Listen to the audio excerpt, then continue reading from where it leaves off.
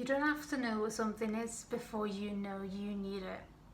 Vera got that long before the rest of us. She looked at me with a smile on her face. Suddenly I saw myself through her eyes. Dutiful, compliant, petrified. The reason everything happened is because of lunch rota. So it came down from on high last Monday that the typing pool had a new lunch rota. We all got put with girls we didn't know. I got stuck with Vera, one of the new juniors. She always wore a brown jumper and I thought she smelled of onions. So as we decided to descend the stairs that first Monday lunch, I prayed we'd go our separate ways.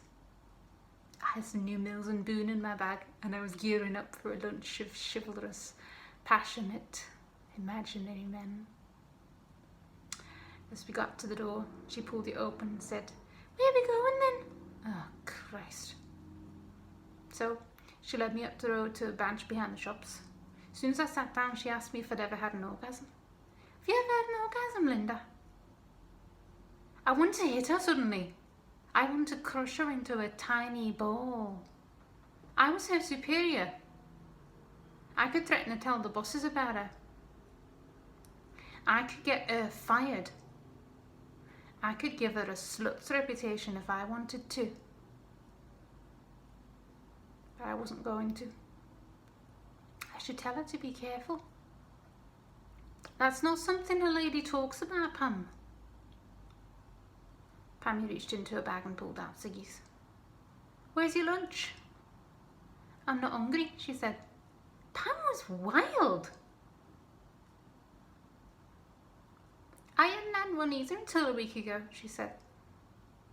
Now, funny this should come up now, because my hands have been wandering below my waistline for as long as I can remember. But I always packed it in after a few seconds in case I turned myself into tampered goods, as Mum put it.